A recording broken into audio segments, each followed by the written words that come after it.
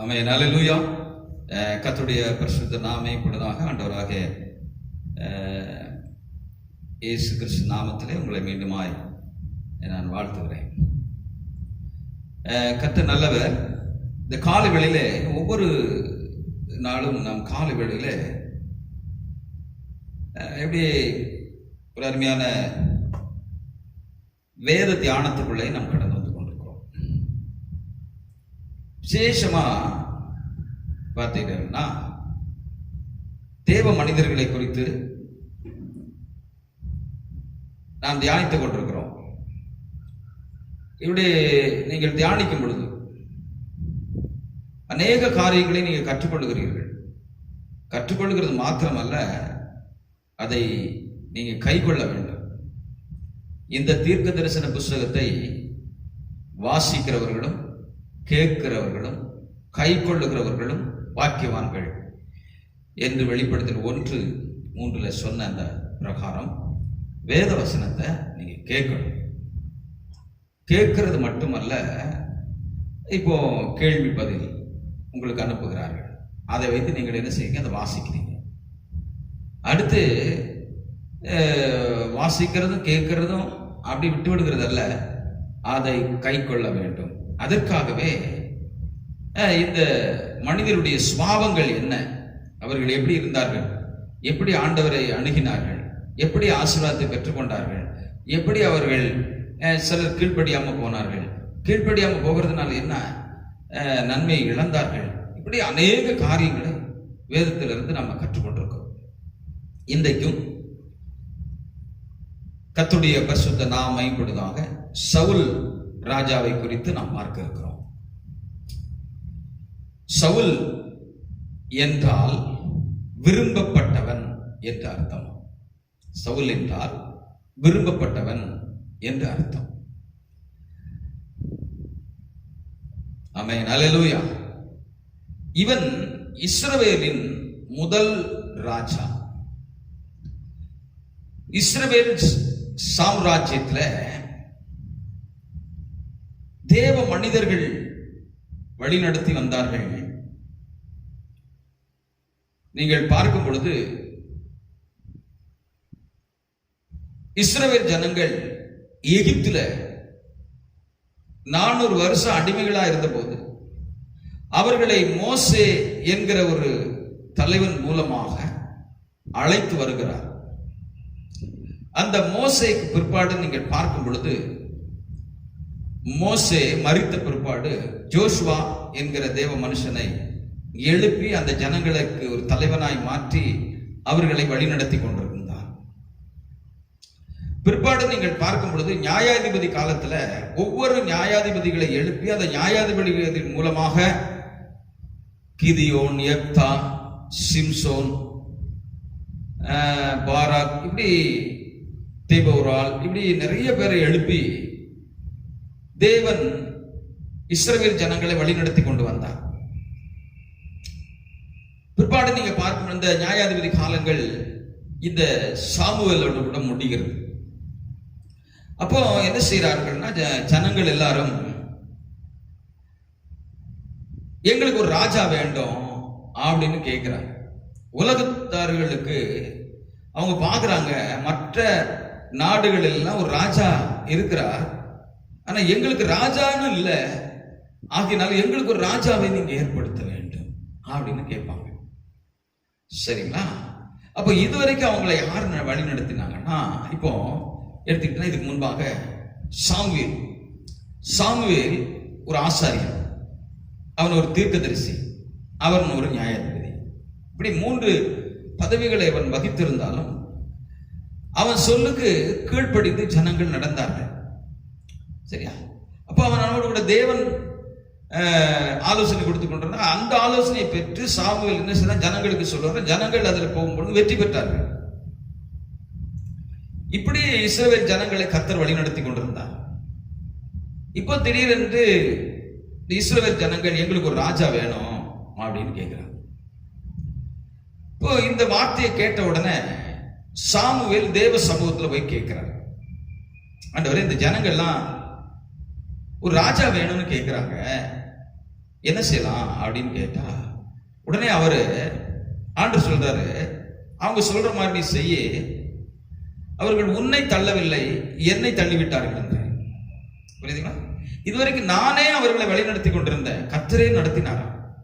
கர்த்தரே அவர்களை ஆசாரியன் மூலமாக, தீர்க்கதரிசியின் மூலமாக, நியாயாதிபதிகளை வைத்து நடத்தி கொண்டிருந்தார். ஆனா இப்போ அவங்க என்ன செய்யறாங்க, இல்ல செக்குலரா எல்லாருக்கும் மாதிரி எங்களுக்கு ஒரு ராஜா வேணும் அப்படின்னு கேட்கிறாங்க. அப்போ ஆண்டவர் சொல்லுவாரு, நீ அந்த ஜனங்கிட்ட போய் சொல்லு, ஒரு ராஜாவை நான் ஏற்படுத்தணும்னா அந்த ராஜாவுடைய ஆளுகை எப்படி இருக்கும், அந்த ராஜா உங்களை எப்படி நடத்துவான், அந்த ராஜாவுக்கு கீழே நீங்க எப்படிலாம் இருக்கணும் அப்படின்னு நிறைய சட்டதிட்டங்கள் இருக்கு, அதெல்லாம் நீ சொல்லு அப்படின்னு சொல்லுவாங்க. அப்படி சொன்னாலும் அவங்க எல்லாரும் என்ன சொல்றாங்கன்னா, பரவாயில்ல எங்களுக்கு ராஜா தான் வேணும் அப்படின்னு. நம்ம ஆள் ஒரு காரியத்துல பிடிவாதமா நின்னதுதான், சரிங்களா? அப்போ அப்படி கேட்கிறாங்க, ஆகையினால எங்களுக்கு ஒரு ராஜா கட்டாயம் வேணும் அப்படின்னு கேட்கிறாங்க. சரின்னு தான் இந்த சவுலை சாமுவேல் என்ன பண்றாரு, ராஜாவாக ஏற்படுத்துகிறார். 9ஆம் அதிகாரம் 2வது வசனத்துல நீங்க பார்க்கும் பொழுது, 9ஆம் அதிகாரம் 2வது வசனத்துல அவனை குறித்து அங்க சொல்லப்பட்டிருக்கிறதை பார்க்கிறோம். சவுலை குறித்து சொல்கிறார்கள். அவனுக்கு சவுல் என்னும் பேருள்ள சௌந்தரியமான வாலிபனாகிய ஒரு குமாரன் இருந்தான். யாருக்கு? அவங்க அப்பாவுக்கு, பென்யமீனுக்கு. சரியா? பென்யமீன் கோத்திரத்தான். இஸ்ரவேல் புத்திரரில் அவனை பார்க்கிலும் சௌந்தரியவான் இல்லை. எல்லா ஜனங்களுக்கும் அவன் தோளுக்கு கீழே இருக்கத்தக்கதான் அவ்வளவு உயரமா இருந்தான். சரிங்களா? நிறைய பேரை நீங்க பாத்தீங்கன்னா அறிவாளிகள், ஆற்றல் மிக்கவர்கள், ஆளுகை செய்கிறவர்கள் எல்லாம் வித்தியாசமா இருந்திருக்கிறாங்க. இவனை பார்த்தீங்கன்னா அவ்வளவு ஹைட் வெயிட். இப்ப நீங்க எடுத்துக்கிட்டீங்கன்னா அமெரிக்க ஜனாதிபதி ட்ரம்ப், அவரோட பார்த்தீங்கன்னா ஹைட் வெயிட்டா இருப்பார், அந்த மாதிரி. சரியா? ஆளு இந்த சவுல் அப்படி இருந்தான். ஆனா நீங்க புதிய ஏற்பாட்டில் எடுத்துக்கொள்ளும் போது நம்ம சவுல், புதிய ஏற்பாடு சவுல் பவுலா, அவர் நீங்க எடுத்துக்கிட்டீங்கன்னா பயங்கர குள்ளம். ஆனா அவர் சாதித்ததை பார்த்தீங்கன்னா சொல்ல முடியாது. அவ்வளவு சாதனைகளை செய்தார், அவ்வளவு வீரம், அவ்வளவு விசுவாசம், அவ்வளவு பாடுகளை சகித்தவர், அப்படிப்பட்ட ஒரு மனுஷன். சரி, இருக்கட்டும். இப்போ இந்த சவுலை குறித்து நம்ம பார்த்துட்டு இருக்கிறோம். ஆகையினால அந்த 9ஆம் அதிகாரம் 17வது வசனத்தை நீங்க வாசிக்கும் போது ஆண்டவர் அவனுக்கு காண்பிக்கிறார். சாமுவேல் சவுலை கண்டபோது கர்த்தர் அவனிடத்தில், இதோ நான் உனக்கு சொல்லி இருந்த மனுஷன் இவன்தான், இவன்தான் என் ஜனங்களை ஆளுவான் என்றார். அப்போ கர்த்தர் தெரிந்தெடுக்கிறார். கர்த்தர் தெரிந்தெடுத்து சாமுவேல் மூலமா அவனை அபிஷேகம் பண்றார், ராஜாவாக அபிஷேகம் பண்றார். ஆமென். இவருடைய திறமையை குறித்து என்ன சொல்கிறது அப்படின்னு சொன்னா, 2 சாமுவேலின் புத்தகம் 1ஆம் அதிகாரம் 23வது வசனத்தில் நீங்கள் வாசிக்கும் பொழுது, இவன் அதிக விவேகமும் வேகமும் உள்ளவன் என்று சொல்லி, உயிரோடு இருக்கையில் சவுலும் யோனத்தானும் பிரியமும் இன்பமுமாய் இருந்தார்கள், மரணத்திலும் பிரிந்து போனதில்லை, கழுகை பார்க்கிலும் வேகமும் சிங்கத்தை பார்க்கிலும் பலமும் உள்ளவனா இருந்தான் என்று வேதம் சொல்லுகிறது. அப்படி ஒரு பலன், அப்படிப்பட்ட ஒரு வேகம் எல்லாத்திலும் என்று சொல்லு. கர்த்தருக்கு ஸ்தோத்திரம். இவ்வளவு ஆண்டவர் சொல்லி இருந்தும், சரிங்களா, ஆனா இஸ்ரவேல் ஜனங்கள் இவனை ஏற்றுக்கொள்ளல. இவன் ஒரு ராஜாவா, இவன் நம்மளை ஆளுகை செய்ய போறானா அப்படின்னு முதல் ராஜாவை பார்க்கறாங்களா? இதுவரைக்கும் அவங்க ஆசாரியனையே பார்த்துட்டாங்க, நியாயாதிபதிகளை பார்த்திருந்தாங்க. ஆனா இப்ப இந்த ராஜாவை பார்க்கும்போது எப்பவுமே பார்த்தீங்கன்னா நாம எதிர்பார்க்கிற இடத்துல இருந்து வரலன்னா நம்ம ஏற்றுக்கொள்ள மாட்டோம். எதிர்பார்க்கிற ஆள் தலைவனா வரலன்னா கூட நம்ம ஏற்றுக்கொள்ள மாட்டாங்க. உதாரணத்துக்கு ஆண்டவராக இயேசு கிறிஸ்து மேசியா வருவார் என்பதுதான் யூதர்களுடைய நம்பிக்கை, நம்முடைய நம்பிக்கை. அப்படியே மேசியாவாக இயேசு கிறிஸ்து வந்தார், வாழ்ந்தார், அவர் மரித்தார், மூன்றாம் நாள் உயிரோடு எழுந்தார், அவர் பரலோகத்துக்கு போயிருக்கிறார், திரும்பவும் வருவார் என்பது நம்முடைய நம்பிக்கை. ஆனால் யூதர்கள் நம்பவில்லை, இன்னும் மேசியா வரவில்லை என்று சொல்லிக் கொண்டிருக்கிறார்கள். காரணம் என்ன தெரியுமா? மேசியா வருவாரானால் ஒரு ஏழை வீட்டில் அவர் பிறப்பதில்லை, அவர் இங்கே இருந்து வரமாட்டார், இப்படி வரமாட்டார், ராஜாதி ராஜாவாக வருவார். அவங்களுடைய நம்பிக்கை எல்லாம் அப்படி இருக்கு. அதனால இயேசு கிறிஸ்து ஏற்றுக்கொள்ளல. அதே போல இந்த சவுலை தேவன் ராஜாவா ஏற்படுத்தினாலும் ஜனங்கள் நம்பவில்லை, ஜனங்கள் ஏற்றுக்கொள்ளவில்லை. இவனா நமக்கு ராஜாவா இருக்க போறான்னு நினைச்சேன். இப்ப என்ன நடக்கிறது அப்படின்னு சொன்னா, 10ஆம் அதிகாரத்துல 1 சாமுவேல் 10ஆம் அதிகாரத்துல அம்மோனியர் இவருக்கு விரோதமாய் வருகிறார்கள். இப்போ ஒரு யுத்தம் உண்டாகிறது. இப்ப இந்த யுத்தத்துல இஸ்ரவேல் ஜனங்கள் எல்லாரும் மூப்பர்கள் இருப்பாங்க இல்லையா, அவங்க எல்லாம் அந்த அம்மோனியரோடு கூட பேசுறாங்க. சரிப்பட்டு வரல. அவன் சொல்றான், உங்க கண்ணை பிடிங்கிற வேண்டாம், எல்லாருடைய கண்ணை என்ன செய்ய போறேன், பிடிங்கிற போறான்றான். அப்பதான் இவங்க என்ன செய்யறாங்க, சரிப்பா நம்ம தீர்க்கதரிசி சாமுவேல் தீர்க்கதரிசி ஒரு ராஜாவை ஏற்படுத்தினாரு, சவுல்னு ஒரு ராஜாவை, அவர்கிட்ட போய் சொல்லுவோம், வாங்க அவர் ராஜ்யம் நம்மளை காப்பாத்துறான்னு பார்ப்போம் அப்படின்னு சொல்லிட்டு தான் வராங்க. வந்து அந்த சவுல்கிட்ட சொல்றாங்க, இங்க பார்ப்பா, அம்மோனியர் நமக்கு விரோதமா வருகிறாங்க, நம்ம கண்ணெல்லாம் பிடிக்கணும்னு சொல்றாங்க, நம்மளை அழிச்சுவேன்னு சொல்றாங்க, நாங்க எவ்வளவோ சொல்லி பார்த்தோம், கேட்கல, நீ தான் எங்களை காப்பாற்றணும் அப்படின்னு. உடனே சவுல் ராஜா சரி அப்படின்னு சொன்ன உடனே அவன் கொஞ்சம் தயங்கிட்டு தான் இருந்திருப்பான்னு நினைக்கிறேன். என்ன செய்யறது தெரியல. முதல் ராஜா, முதல் யுத்தம் எப்படி இருந்திருக்கும். ஆகையினால வேதம் சொல்கிறது, கர்த்தருடைய ஆவியானவர் அவன் மேல் வந்து இறங்கினான். ஆமென், அல்லேலூயா. கர்த்தருடைய ஆவியானவர் அவன் மேல இறங்கின உடனே இப்பொழுது சொல்றான், என் கூட வராத எவனோ அவன் அவ்வளவுதான், ஆயிரம் யுத்தத்துக்கு எல்லாரும் வாங்க, வா போலாம் அப்படின்னு சொன்னா அவன் அந்த யுத்தத்துல வெற்றி பெற்றான். ஆமென், அல்லேலூயா. அற்பமா எண்ணினவர்கள் இவர் தான் எங்கள் ராஜா என்று எல்லாரும் ஏற்றுக்கொண்டார்கள். தேவ பிள்ளைகளே, ஆண்டவர் ஒரு மனுஷனை அழைத்தார், அபிஷேகம் பண்ணினால் நிச்சயம் உங்களை அற்பமாய் எண்ணுகிறவர்கள் கண்களுக்கு முன்பாக ஆச்சரியமாய் நடத்தி விடுவார், ஆச்சரியமாய் உயர்த்துவார், மேன்மைப்படுத்துவார். அப்படி சவுலை மேன்மைப்படுத்தினார் என்று சொல்லப்பட்டிருக்கிறது. கர்த்தருடைய பரிசுத்த நாமம் மகிமைப்படுவதாக. ஒரு 2 புத்தகங்கள் இதில் வருகிறது. 1 சாமுவேல்ல வருகிறது, 2 சாமுவேல்ல முடிக்கிறார். சரிங்களா? அப்போ நமக்கு நிறைய இருக்கிறது. அதனால நான் நேரம் கடந்து போகிறதால உங்களுக்கு குறுகிய நான் சொல்லுகிறேன், கவனிங்க. இப்போ 2வது யுத்தம், அடுத்து ஒரு யுத்தம் வருகிறது. அந்த யுத்தத்துல இப்ப என்ன பண்றாருன்னா, சாமுவேல் அவர்களுக்கு ஆலோசனை சொல்லி அனுப்புகிறார். பாருங்க, இந்த யுத்தத்துக்கு இப்படி போகணும், இப்படிதான் செய்யணும், இப்படிதான் நடந்து கொள்ளணும் அப்படின்னு சொல்லி அனுப்புவார். ஆனா இவங்க யுத்தத்துக்கு போவாங்க, வெற்றி பெறுவாங்க. இப்ப என்ன நடக்குதுன்னா, சாமுவேலுடைய வார்த்தைக்கு கீழ்ப்படியவில்லை அப்படின்னு சொல்லுது. முதல் வெற்றி, 2வது வெற்றி, இப்படியே வெற்றி வெற்றி வெற்றி வந்த உடனே இந்த சவுல் ராஜாவுக்குள்ளேயே ஒரு பெருமை வந்தது.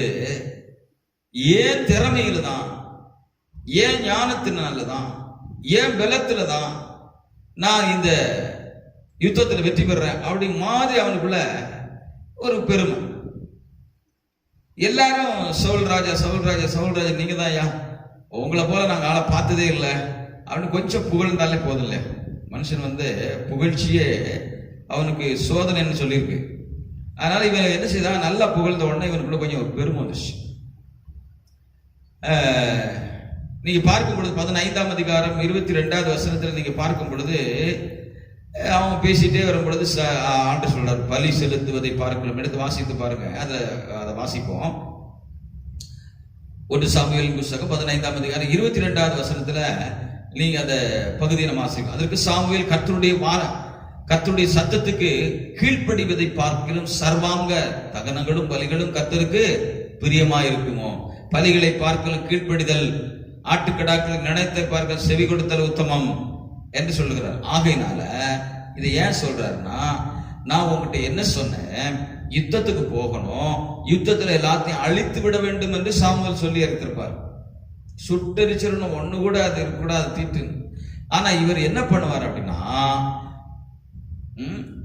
தேவையில்லாத அழிப்பாரு,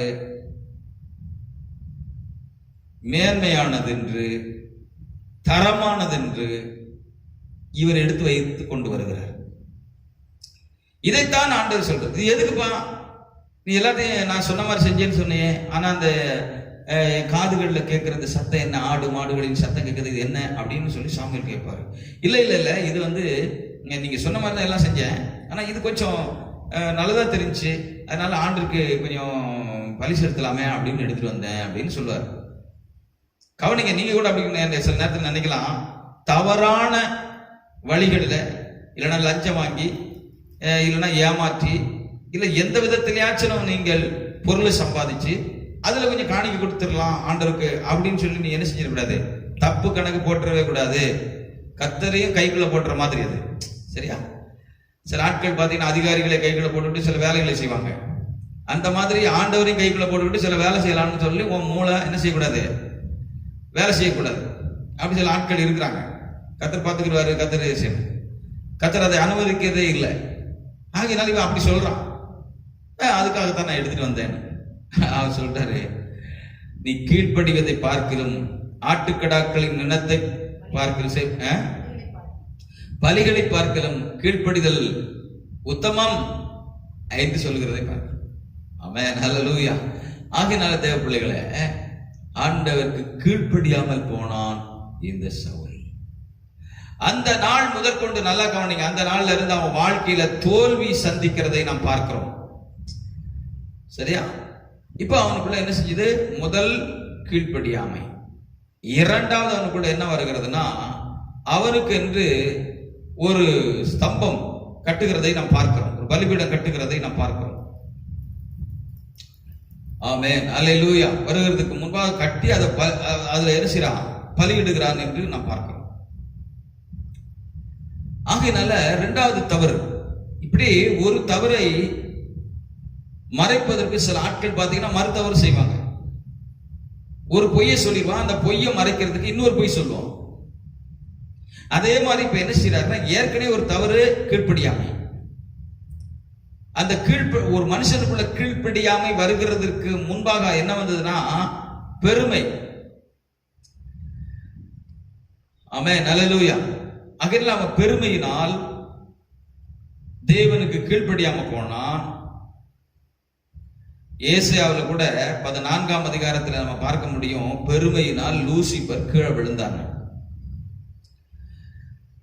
பெருமைக்கு ஆண்டவர் சொல்றது, பெருமை உள்ளவர்களுக்கு கர்த்தர் ஏத்து நிற்கிறார். ஆகினால இவனுக்குள்ள முதல்ல பெருமை, இரண்டாவது கீழ்ப்படியாமை, மூன்றாவது தனக்கென்று ஒரு ஸ்தம்பம் கட்டுகிறதை பார்க்கிறோம். இப்ப என்ன செஞ்சிட்டா, தனக்காக ஒரு ராஜ்யத்தை கட்டுறான், தனக்காக தான் நான் கர்த்தரை மறந்து, தேவ சித்தத்தை மறந்து, தேவ திட்டத்தை மறந்து. நிறைய பேர் பார்த்தீங்கன்னா திடீர்னு என்ன செய்வாங்க, நல்ல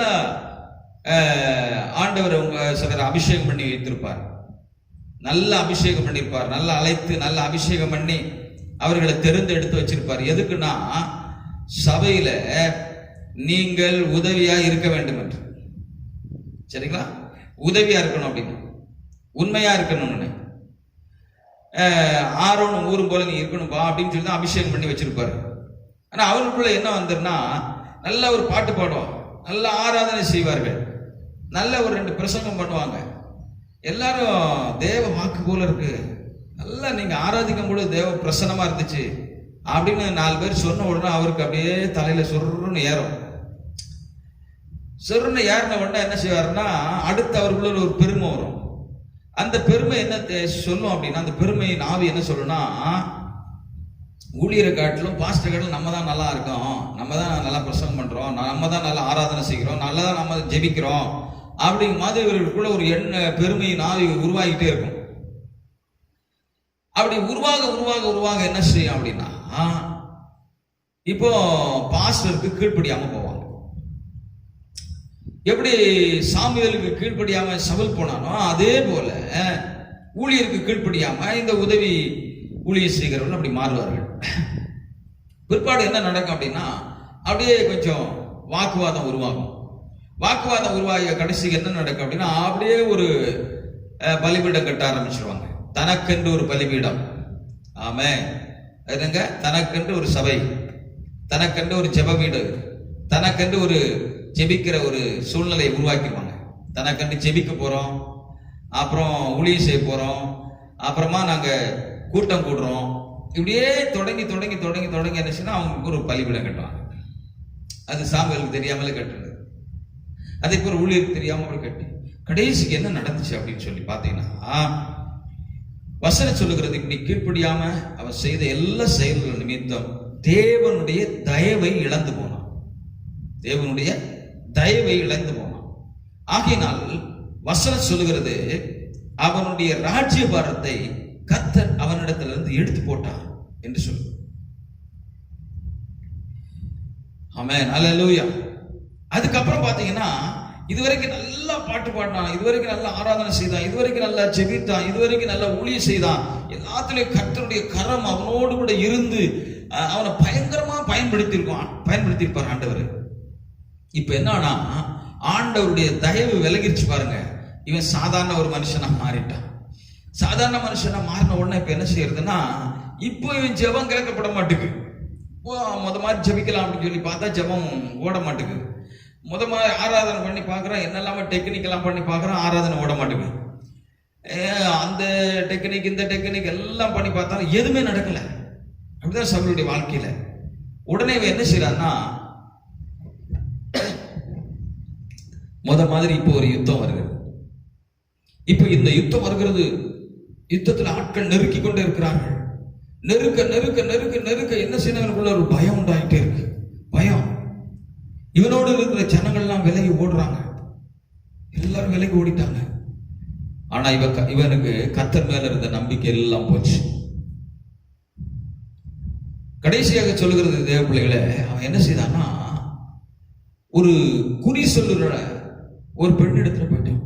போய், கடவுள் நான் ஜெபம் பண்ணா பதில் தர மாட்டேக்காரு, சாமுவேல் தீர்க்கதரிசிட்ட போனேன், அவரும் என்னை கைவிட்டாரு, அதனால எனக்கு ஒண்ணுமே புரியல, இந்த யுத்தத்துல ஜெயிப்பனா தோப்பனா அப்படின்னு தெரியல, பயம், திகில், மென்டல் ஆயிட்டான்.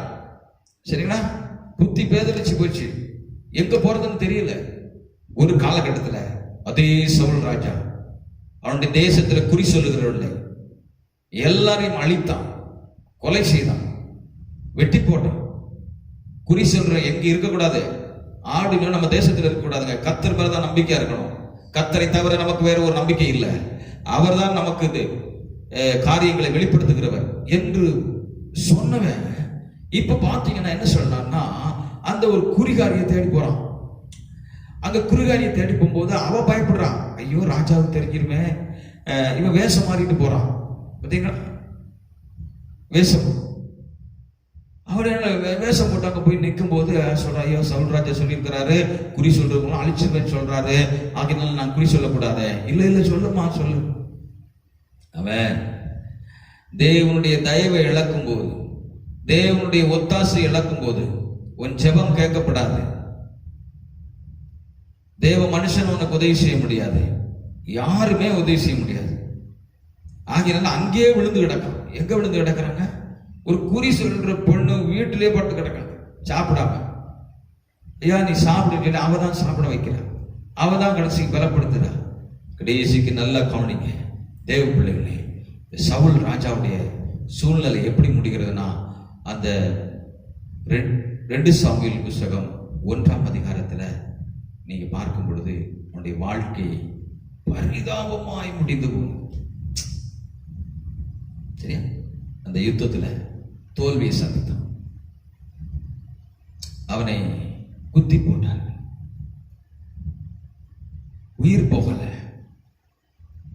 அப்படியே அவன் துடிச்சுட்டு இருக்கான். வேதனை வேதனை வேதனை வேதனை தாங்க முடியாமல் வழியில போறவனை கூப்பிட்டு, எப்பா இங்க ஓடிவா, எனக்கு வேதனை தாங்க முடியல, ஐயோ இந்த வேதனை தாங்க முடியல. அப்படியே குத்தி ரத்தம் அடிக்கிறது, ஐயோ இந்த வேதனை தாங்க முடியல, இதை விட நான் செத்துறது நல்லது, என்னை கொன்று போடு என்று கேட்கிறான். அப்படியே வழியில போன ஒருத்தன் என்ன செய்தான், அவனை கொன்று போட்டான். இது என்னதுங்க? தற்கொலை. முடிவு பார்த்தீங்களா? பரிதாபமா முடிந்தது. காரணம், ஆண்டவரால் அழைக்கப்பட்டவன் தான், அபிஷேகம் பண்ணப்பட்டவன் தான், விரும்பப்பட்டவன் தான். கீழ்ப்படியாமை, பெருமை, சுயம், தனக்கென்று தேவன் இல்லாமல் ஒரு ராஜ்யத்தை கட்ட நினைத்தது, அத்தனையும் அவனை பரிதாபமான முடிவு கொண்டு போய்விட்டது. தேவ பிள்ளைகள், இதை கேட்கிற உங்களுக்கு சொல்லுகிறேன், நன்றாய் கவனிங்க. ஆரம்பம் அற்பமா இருந்தாலும் முடிவு சம்பூர்ணமா இருக்கும் என்று வேதம் சொல்லுகிறது. ஆரம்பத்தை பார்க்கலாம், முடிவு முக்கியம். அநேகர் ஆரம்பம் பண்ணின பவுல் சொல்லும் போது, ஆவியில் ஆரம்பம் பண்ணின நீங்கள் மாம்சத்தில் முடிக்க பார்க்கிறீர்கள் என்று கொடுக்கிறார். ஆகினால் ஆவியில் ஆரம்பம் பண்ணின நாம் ஆவியில தான் முடிக்கணும், அபிஷேகத்துக்குள்ளதான் முடிக்கணும், ஆண்டவருக்குள்ளதான் முடியும், நம்முடைய முடிவு இருக்கணும். ஆகினால் இந்த சவுலை குறித்து நீங்கள் கேள்விப்படும்போது, ஆரம்பம் நன்றாய் இருந்தது. ஆரம்பத்தில் நல்ல ஒரு கீழ்ப்படிதல் உள்ளவன். ஒரு சின்ன அவன் கூட வந்த வேலைக்காரன் சொல்றான், நம்ம இவ்வளவு நேரம் கழுதையை தேடணும், கழுதை கிடைக்கல, வா வீட்டுக்கு போவோம் அப்படின்னு சொல்லுவார். இல்ல இல்ல, இங்க ஒரு தீர்க்கதரிசி இருக்கிறாரு, அவர் நமக்கு நலமானதை சொல்லுவார், வாரப்போம். சரின்னு சொல்லி போறான். அப்போ ஒரு சின்ன குழந்தை கூட அவனை நம்ம வழி நடத்த முடியும். அப்படிப்பட்ட ஒரு மனுஷனா இருந்தவன் கடைசி நாட்களில் பார்க்கும்போது யார் சொன்னாலும் கேட்க முடியாது, அப்படிப்பட்ட ஒரு கொடூரமான மனுஷனா மாறிட்டான். 19ஆம் அதிகாரத்தில் நீங்க பார்க்கும் பொழுது தாவீதை கொலை செய்ய திட்டமிட்டுக்கிறான். 20 வசனத்துல கெட்ட வார்த்தை பேசுறான். எப்படி மாறிட்டான் பாத்தீங்களா? அவனுடைய வாழ்க்கை எப்படி முடிஞ்சு போச்சு. அதனால் தயவு செய்து சொல்றேன், நல்லா கவனிங்க. கர்த்தருடைய தயவை நீங்க இழந்து விட்டால் கர்த்தர் உன்னுடைய ராஜ்யத்தை பிடிங்கி விட்டார். ஆனால் மரணம் வரைக்கும் ராஜ்யம் ஆளுகை செஞ்சுட்டு தான் இருந்தான். ஆனா கர்த்தர் இல்லாமலே. ஆகையினால் நீங்க மரணம் வரைக்கும் ஊழியம் செய்யலாம், இல்லைன்னா ராஜ்ய நீங்க ஒரு கிறிஸ்தவனா இருக்கலாம், சபைக்குள்ள இருக்கலாம், நம்பரா இருக்கலாம், கர்த்தர் உங்களோடு கூட இல்லாம இருக்கலாம். ஆகையினால் கர்த்தர் இல்லாத வாழ்க்கை வெறுமையான வாழ்க்கைங்க, அது தோல்வியான வாழ்க்கை. ஆகையினால் எப்பொழுதும் கர்த்தருக்கு பயந்து அவர் வழிகளில் நடக்கிறவன் பாக்கியவான் என்று சொல்லுகிறது. அவருக்கு பயந்து ஜீவிப்போம். இன்னைக்கு சவுல் ராஜாவுடைய சம்பவம் சரித்திரம் நம்மளுக்கு எச்சரிப்பை தந்திருக்கிறது. ஆகினால் வேத வசனத்துக்கு கீழ்ப்படிவோம், தாழ்மையாய் நடந்து கொள்வோம், உண்மையாய் இருப்போம், தேவ சித்தத்தை மாத்திரம் செய்வோம், அதிலேயே நம்ம வாழ்வோம். பெருசோ சிறுசோ ஆண்டவர் சொல்ற வார்த்தையை கேட்டு கீழ்ப்படித்து ஜீவிப்போம், அது நமக்கு நல்லது. ஜெபிப்போம். அன்பின் பரலோக பிதாவே, இந்த நல்ல வேளைக்காய் உமக்கு நன்றி. பிதாவே, நேசகுமார் நான் இயேசு கிறிஸ்துவின் விலையேற பெற்ற நல்ல நாமத்தில் நான் ஜெபிக்கிறேன். என்னை தாழ்த்தி உங்க சமூகத்தில் ஒப்பு கொடுக்கிறோமா ஆண்டவரே. இந்த சவுல் ராஜா குறித்து நாங்கள் பார்க்கணும். ஆரம்பம் அருமையா இருந்தது ஆண்டவரே. தாழ்மையான ஒரு மனுஷன், தன்னை தாழ்த்தி தேவ சமூகத்தை ஒப்பு கொடுத்தவன். பெருமை வந்து கீழ்ப்படியாமை மாறி சுயமாய் வாழ்ந்து வாழ்க்கையை வீணடித்து விட்டான். அப்படி நாங்கள் வீணடிக்காதபடி எப்போதும் கர்த்தருக்கு கீழ்ப்படிந்து எங்களை வழி நடத்துகிற ஆண்டவரே ஸ்தோத்திரம். வழிகாட்டிகளுக்கு, ஊழியர்களுக்கு கீழ்ப்படிந்து ஜீவிக்க கர்த்தர் எங்களுக்கு உதவி செய்யும். இயேசுவின் நாமத்தில் பிதாவே, ஆமென். என் ஆத்துமாவே கர்த்தரை ஸ்தோத்திரி, என் நிலைமை நாமத்தை ஸ்தோத்திரி. என் ஆத்துமாவே கர்த்தரை ஸ்தோத்திரி, கர்த்தர் செய்த சகல வாரங்களையும் மறவாதே. ஆமென். உடைய கர்த்தராகிய இயேசு கிறிஸ்துவின் கிருபையும் பிதாவாகிய தேவனுடைய அன்பும் பரிசுத்த ஆவியானவருடைய ஐக்கியமும் நாம் யாவரோடும் சகல பரிசுத்தவான்களோடு விசேஷமாக வீடுகளில் அமர்ந்து இந்த வார்த்தையை கேட்டுக்கொண்டிருக்கிற தேவ பிள்ளைகள் ஒவ்வொருவரோடு கூட உடைய கரம் இருப்பதாக. Amen, amen. Praise the Lord.